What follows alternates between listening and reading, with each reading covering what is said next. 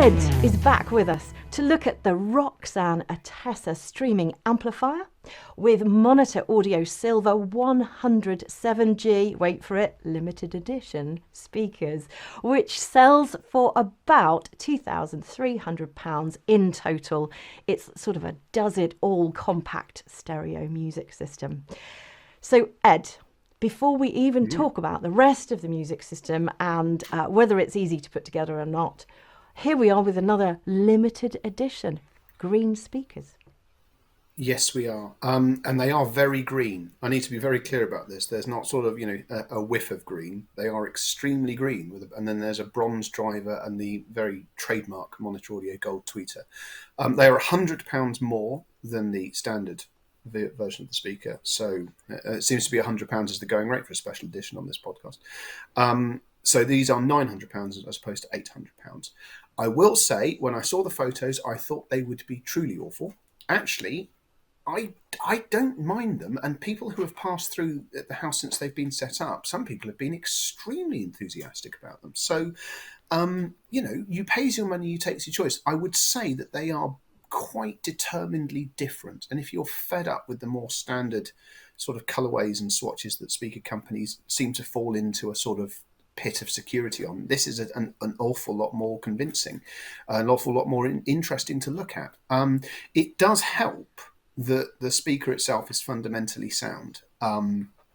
Monitor Audio purchased the Roksan brand a number of years ago, and it's really only now, with the launch of this Attessa streaming amplifier and the rest of the Attessa family, that these are Roksan devices that have been developed under the Monitor Audio umbrella.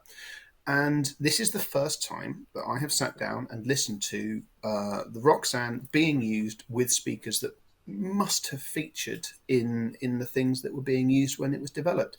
And it really does show. I would argue that the amplifier is a good one. I have tested it with a number of other speakers in the past. And it works extremely well. We'll come to its functionality in just a moment.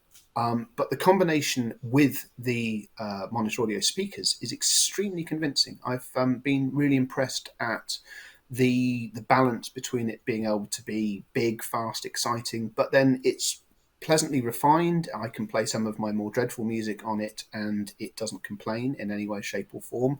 It's really, really quite cohesive, and it does show that there is often a benefit to be had from looking at the relationships between electronics and speaker companies, and at the very least giving that an audition, because there is a house sound and a partnership here which is very clearly working, and it's extremely effective. Is it a nice, uncomplicated setup to put in a room? What size room would you put it in?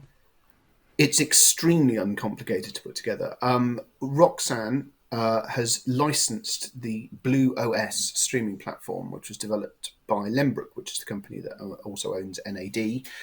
Blue OS is just a watchword for stability, reliability, and user friendliness. It means that you don't need any source equipment if you don't want. The amplifier is perfectly capable of being parked on a network, whereupon it will either access your music on a hard drive if you have, or a NAS drive if you have it available, or you can simply log into one of, and I'm not exaggerating on this, about 20 to 22 different streaming services. And yes, there are that many, and simply access content from there, all through a control app, which works exceptionally well. It is a watchword for stability, logic, and user friendliness. What's neat is that Roksan hasn't then, just gone long on the Blue OS. There's plenty of other inputs, digital and analog. It's perfectly capable of taking an optical signal from a television, for example. There's a very, very good phono stage in there as well for connecting a turntable. And indeed, there is a turntable in the Attessa range, which is one of the more fun and innovative bits of equipment I've tested at a semi-affordable price in the last couple of years. So it's a really lovely balance between being utterly unintimidating to get set up as it is, but it's perfectly capable of growing and expanding with you and making use of other equipment that you have as and when you choose to do so. A number of manufacturers who may think that they have this sort of thing down pat could do worse than have a look at how neatly it's been done here, because it really is a lovely balance between instant user friendliness and long-term flexibility, and I'm genuinely impressed by it. Well, that's really good to know that this uncomplicated choice can be added to with a good amount of confidence later on. And as you said, it can handle all kinds of music. You've thrown all kinds of music at it, haven't you? Oh, yes. And it's behaved rather well. So that sounds like a really good stable basis to start your can we call it a pick and mix system? Is that acceptable jargon in the hi-fi Look, world? it pays not to be too precious about these things. Essentially, yes, the whole joy of it, it's like a Jedi building a lightsaber, to do a tenuous Star Wars reference. You pick the whole thing. It's done for you. But don't be afraid to use pre-existing combinations, because most of the reason why they're pre-existing combinations is because they work. So you can be as bold or as cautious as you see fit, and broadly speaking, the equipment available will do a fine job of adjusting to suit.